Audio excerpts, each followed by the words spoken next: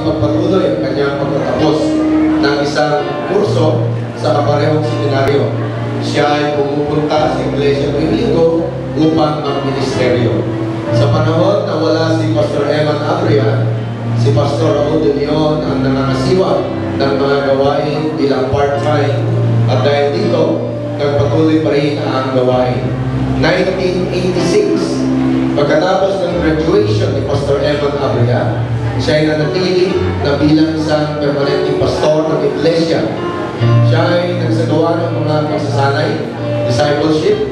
Sa biyaya ng Panginoon, 12 mga tao ang nagsikap upang makatapos ng kanilang pagsasanay sa loob ng 4 na buwan.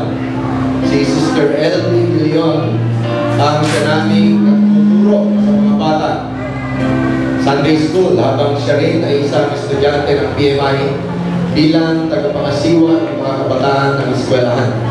Ginagawa rin niya ang pagtuturo sa mga matatanda ng iglesia sa Sunday School. 1988, si Pastor Eman Abria ay lumipat na sa Golden City, Santa Rosa, upang doon naman siya ay makapag-umpisa ng gawain, at siya ay pinalitan naman ni Pastor Jesser Ikan. 1993, nagpatuloy ang pagpapastor ni Pastor Jesser Ikan kasama si Sister Riza Mendoza na pinangunahan ng mga gawain para sa mga bata at pag-aaral ng Biblia sa mga tahanan. 1994, pinalitan ang pangalan sa Bang Kristiyano sa pangalang Kabuyaw Bible Christian Church. Dumating sila Pastor Efraim Manuel at Sister Len Manuel at sila ay nakiisa sa gawain. 1998, pinadala sina Pastor Efraim Manuel at pamilya sa China bilang mga misyonero. 1999, muli ay pinalitan ang pangalan ng iglesia buhat sa Kabuyaw Bible Christian Church. Ito ay naging Jesus is Supreme Global Outreach Incorporated. 2004, April, formal na nagpahayag si Pastor Jesser Ikan na siya nag-resign bilang pastor ng iglesia. Nagpatuloy ang gawain sa pamumuno ng mga elders na pinamumunuan ni Elder Robert Castillo. Gagabay pa rin si Pastor Jesser Ikan hanggang December 2004. 2004 December, tuluyan ang umalis si Pastor Jesser Ikan patungo sa kanilang lugar sa Bailén, Cavite upang magpasimula ng panibagong gawain. Nagpatuloy ang iglesia sa pangunguna ni Elder Robert Castillo sa kabila ng kanyang pagtatrabaho sa isang kumpanya. 2005 December, formal na nagpitig sa kanyang trabaho si Elder Robert Castillo upang paghandaan ang gawain bilang isang pastor. 2006 January, siya ay formal na nagsimula bilang pastor ng iglesia. 2007, nag-aral siya sa seminaryo ng Presbyterian Theological Seminary ng Master of Degree in Divinity. 2008, nagpa-adapt sina Pastor Efraim Manuel at buong mission team bilang magagawan ng pastor ng Nazarene Church sa United States of America. At dahil dito, sila ay formal na rin inihiwalay sa iglesia ng GISCO, Jesus is Supreme Global Outreach dito sa Pilipinas. 2009, September 5, sa kauna-unahang pagkakataon ay naorinahan si Pastor Robert Castillo sa loob ng iglesia, at ito ang kauna-unahan na pastor ng iglesia ng GISCO na naordinahan sa iglesia. Kasama ang mga leader ng iglesia ng GISCO. 2009, September 5 din, sa kauna-unahang pagkakataon na naordinahan si Pastor Robert Castillo at pinangunahan ng iba't ibang mga pastor sa iba't ibang iglesia kasama ng mga leader ng GISCO. 2010, January, patuloy na ang paglago ng gawain na umabot na sa nakalistang 300 members ng mga kapatiran. May lalong na pagtibay ang salitang batas at doktrina ng iglesia. October 2010, uling na ibalik ang dating pangalan ng simbahan sa Kabuyaw Bible Christian Church. December, formal na ibinigay o idinonate ng mag-asawang Pastor Raul at Sister Helen de Leon ang katabing lote ng CBCC Church. Ito po yung party ngayon. Dito po sa harap, no? Kalahati. So, December po yan, 2010.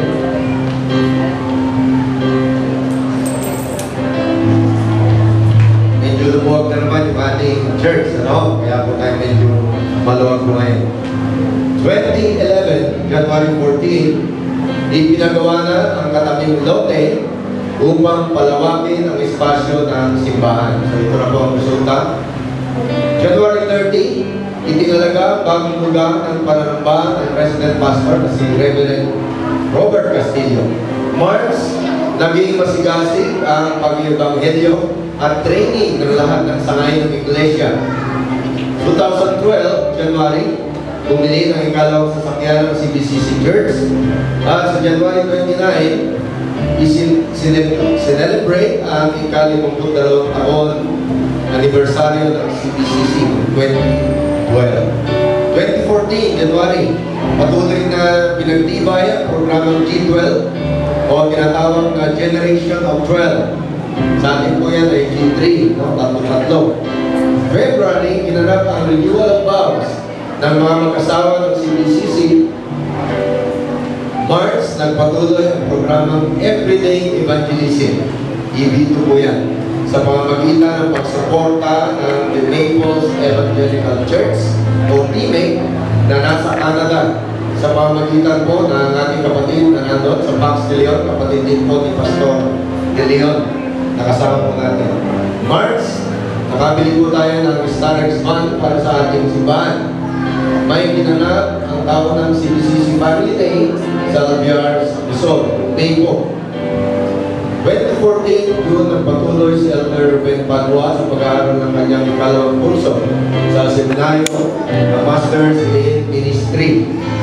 Doon din po yan sa pinag-aralan ni Mr. Robert. November, nagdesisyon ng kapatid na Israel Leon na mag-aaral din sa Presbyterian Theological Seminary ng Church in Ministry sa paggabay na rin ng ating pastor. December, patuloy na isinasaayos ang mga gamit ng church sa pamamagitan ng pag-improve ng mga facilities and equipment. So, salamat po sa ating Panginoon sa patuloy na pagpapala na ibinibigay niya sa ating iglesia. Purihin po natin ang Panginoon. Palakpakan po natin. Ay po lahat ay pagkakulang sa patuloy na purihin ng Panginoon. Hallelujah.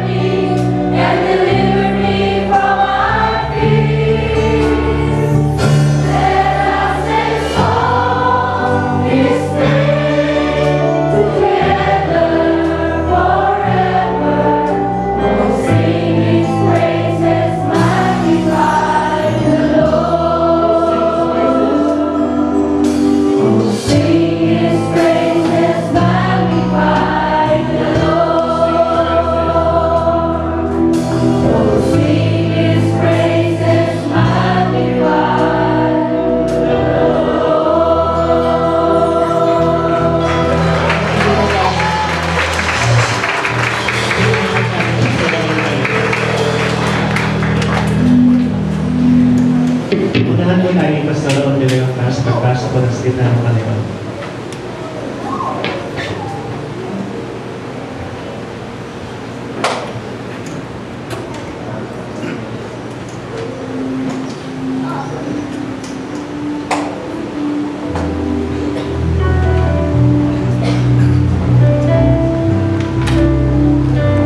Mapalad ang tao na hindi lumalakad sa payo ng masama.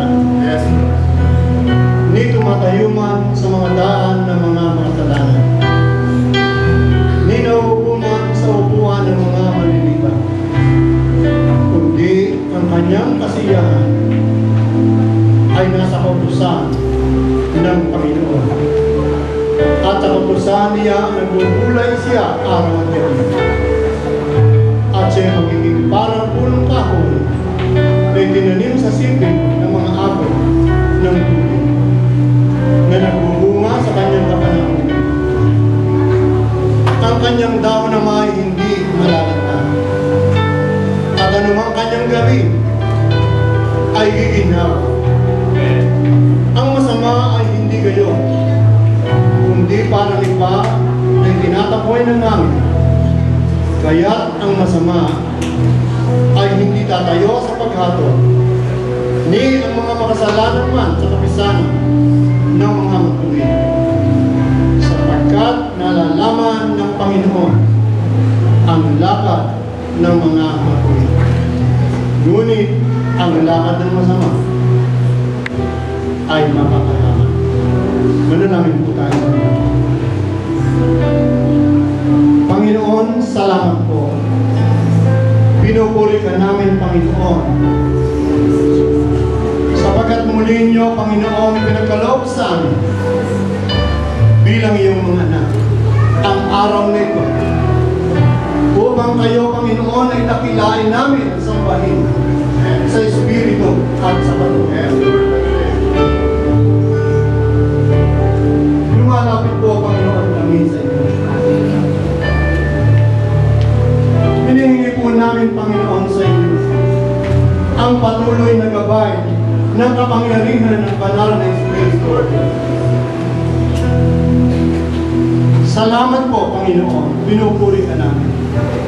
Sapagkat alam po namin, Panginoon, ang iglesia nito ay patuloy nyo, Panginoong, palalaguin at itatatag na kayo, Panginoon, ang itinataas.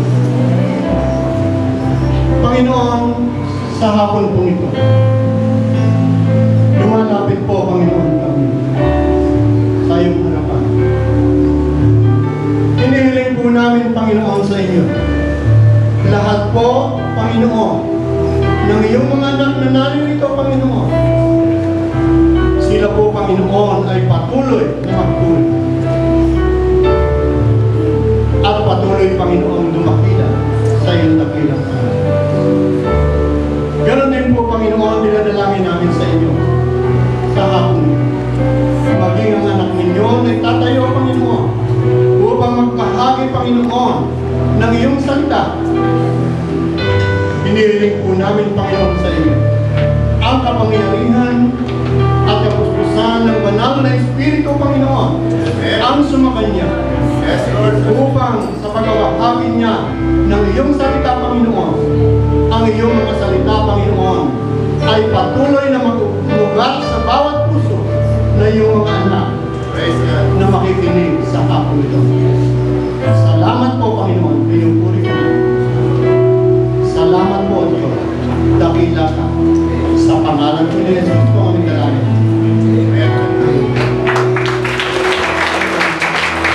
Hallelujah! Tuloy po tayo magpuri sa Panginoon sa hapon ito. Amen! Napakasaya po sa tawag isa dahil tayo pong ngayong hapon ito ay patuloy na nagkakasama-sama. Una po at patuloy natin i-celebrate ang kabutihan ng Panginoon. Amen. Amen! Amen! Alam ko po naman pa dyan napahaba po ang tulog niyo po kanina umaga. Amen! Amen! Hallelujah! Patuloy po natin batiin natin mga kapatid sa Panginoon. Ayan. Tapikin po natin. Ayan. Hallelujah. Napakabuti na ating Panginoon. Amen. Ang malang magpapalito mo, hallelujah. Hallelujah.